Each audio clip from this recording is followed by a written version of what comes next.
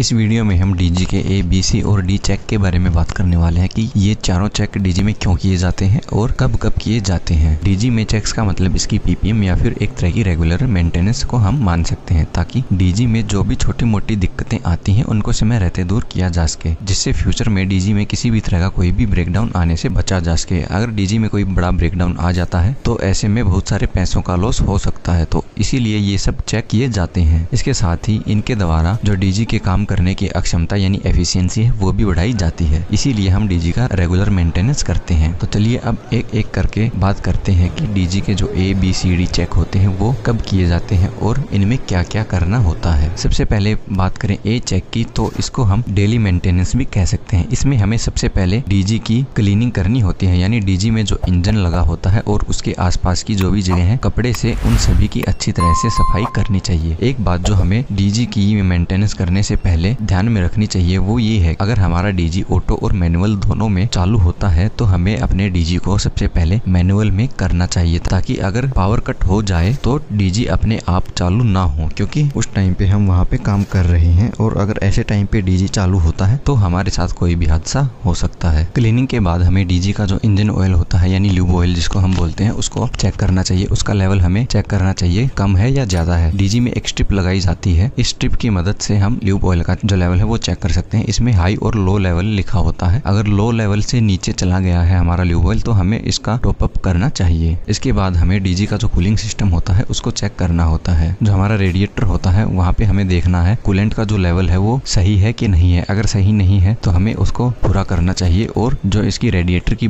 We belt है इसको भी हमें चेक करना चाहिए कहीं ये लूज तो नहीं है। लूज हो तो हमें इसको भी चेंज करना चाहिए। इसके बाद हमें डीजी का जो फ्यूल सिस्टम है उसको चेक करना चाहिए, जैसे कि जो फ्यूल की स्ट्रेनर लगी रहती है उसको चेक करना है हमें, जो ब्रीदर लगा रहता है उसको क्लीन करना होता है। वाटर सेपरेटर में जो पानी इकट्ठा हो जाता है उसको हमें क्लियर करना होता है, यानी कि वाटर सेपरेटर में जो पानी इकट्ठा हो गया है उसको हमें निकालना होता है। इसके बाद हमें जो डीजी का एयर सिस्टम है उसको चेक करना चाहिए। जो हमारा वैक्यूम इंडिकेटर होता है जो हमारे एयर फिल्टर के पास में लगा रहता है उसको चेक करना चाहिए, कहीं हमारा जो एयर फिल्टर है वो जाम तो नहीं हो गया है। अगर हमारा एयर फिल्टर जाम हो गया है तो ये इंडिकेटर नीचे की तरफ हो जाएगा और हमें बता देगा कि हमारा जो एयर फिल्टर है वो जाम हो गया है और डीजी में एयर अंदर नहीं जा रही है। तो ऐसे में हमें एयर फिल्टर को निकाल के क्लीन करना चाहिए। इसके बाद हमें डीजी में चारों तरफ घूम के देखना है कहीं कोई लीकेज तो नहीं है, कहीं पे जैसे फ्यूल लीक हो सकता है, लुब्रिकेंट ऑयल लीक हो सकता है या कूलेंट भी लीक हो सकता है, तो हमें ये इंश्योर करना चाहिए कि कहीं कोई लीकेज तो नहीं है। इसके बाद हमें बैटरी सिस्टम को चेक करना होता है। जो हमारी बैटरियों की वोल्टेज है वो 26 वोल्ट होनी चाहिए। इसके बाद जो हमारे बैटरी के टर्मिनल हैं वो सही से टाइट हैं कि नहीं ये भी हमें चेक करना चाहिए। उन पे इंसुलेशन सही से हुई है या नहीं हुई है ये भी हमें चेक करना होता है। इसके अलावा हमें हाइड्रोमीटर से बैटरी की ग्रेविटी भी चेक करनी होती है। बैटरी की ग्रेविटी की जो रीडिंग हाइड्रोमीटर पे आनी चाहिए वो 1220 से 1250 के बीच में देखना है कि आपकी बैटरी की ग्रेविटी है या नहीं है। इसके बाद हमें बी चेक करना होता है। बी चेक की बात की जाए तो बी चेक 300 से 500 घंटों के बीच में किया जाता है या फिर 6 महीने में एक बार किया जाता है। बी चेक में हमें सबसे पहले जो हम ए चेक में प्रोसीजर करते हैं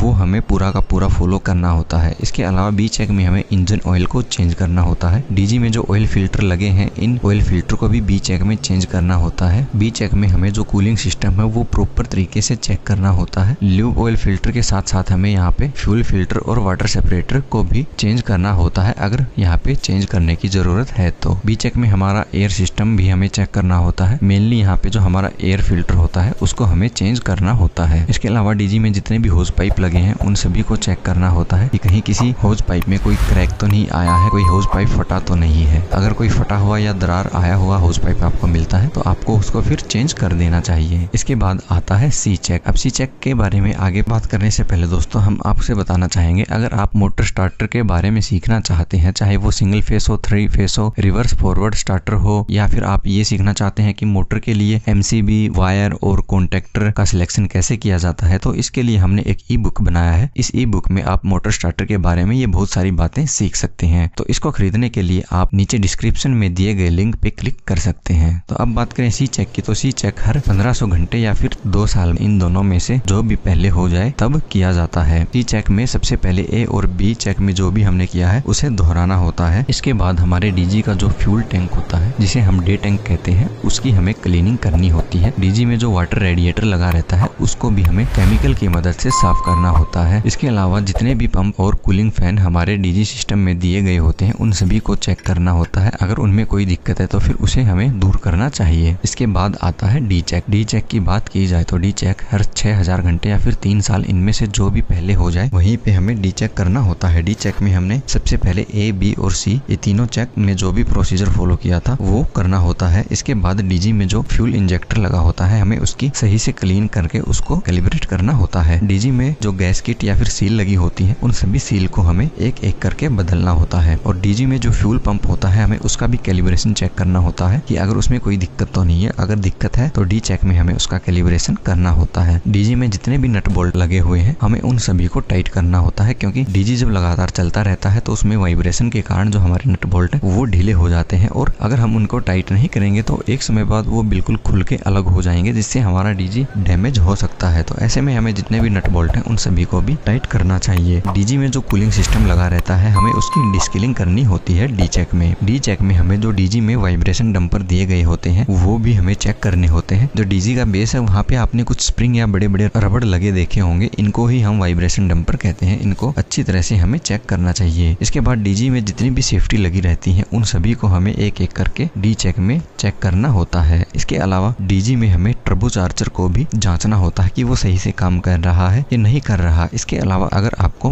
मैनेजमेंट से परमिशन मिलती है तो आपको पूरे के पूरे डीजी को डिसमेंटल करना चाहिए और फिर उसकी अच्छे से सर्विस करके फिर से असेंबल करना चाहिए। अब इसके अलावा अगर आप ये जानना चाहते हैं कि डीजी चलाते समय कैपेसिटर पैनल बंद क्यों रहता है तो इसके लिए आप हमारी राइट वाली वीडियो देख सकते हैं। और अगर आप ये जानना चाहते हैं कि डीजी ऑपरेटर की जो रिस्पॉन्सिबिलिटी होती है वो क्या क्या होती है तो इसके लिए आप हमारी लेफ्ट वाली वीडियो देख सकते हैं।